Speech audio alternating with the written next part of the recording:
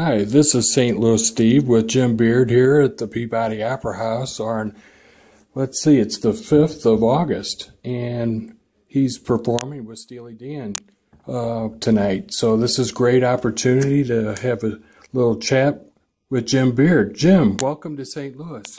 Thanks, Steve. It's nice to be here. Yeah, great. Well, I hear you've got a new album coming out. Solo album, by the way. Yeah, that's quite a different thing for me. I've always been part of larger group ensemble projects, but this was the next thing for me that seemed challenging. Well, great. I've had a listen to it, and it's really peaceful, great music. And I'm kind of curious about the haikus. Where do you get the idea about haikus? Well, it's just a name I chose to call all the very short, completely improvised pieces. They're all under a minute long, and haiku is a short Japanese poem. I mean, I could have called them interludes, I could have called them music poems, so I just like the way the word haiku sounded. Yeah, they're great. I was even thinking about using one of them for a ringtone, if that's okay. That's fine with me.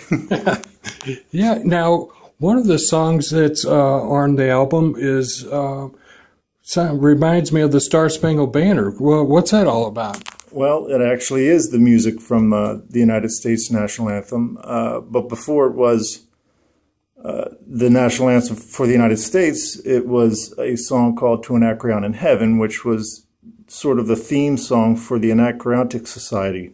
It was a society of men in England who used to basically entertain themselves with the idea of wine, women, and song. So the music for our national anthem actually was a drinking song originally. And but the way I approached it, usually when you hear that song, it's in a hockey arena or a football stadium. And it's usually sung in quite an obnoxious way, very loud, lots of people screaming, sort of always overachieving. So I wanted to approach this song the opposite, play it hopefully like it's never been heard before. Right, it definitely is different. Yeah, well, that is really cool. Now, I've noticed you played with all kinds of greats. I mean, Mike Stern, Brecker, all, on, and then here you're playing with Steely Dan. Is that your main thing, is to play with other bands, or do you ever really play gigs in your hometown where it's the Jim Beard Trio or something like that?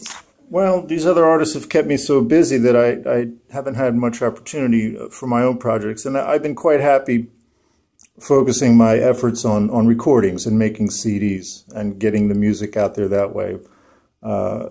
Touring can sometimes not be very lucrative if you're starting out. I have done a couple tours in the past with my own band, and actually I have a future gig coming up at the Riviera Maya Jazz Festival in November with my band. So if the opportunity presents itself, I'm happy to do that. Okay, well, great. That may be an opportunity then to have a CD release kind of party for a show of hands, maybe, or is there plans for that? Well, it's going to be released when we're just in the middle of this tour, so there's no really release party scheduled that way, although I have an agent who's working on putting together some concerts, solo piano, like in 2014. Well, great. Well, we hope that you come to St. Louis, and maybe you could even come to UMSL at the Blanche Toohill Performing Arts Center. We have an excellent jazz pianist. Our chancellor is a wonderful player. So, keep that in mind. Okay. Okay. Thanks, Steve. I'll do that. Okay. Well, I know you got to get up on stage and play some music, so I don't want to take any more of your time. Thank you so much. Okay, Steve. Take care.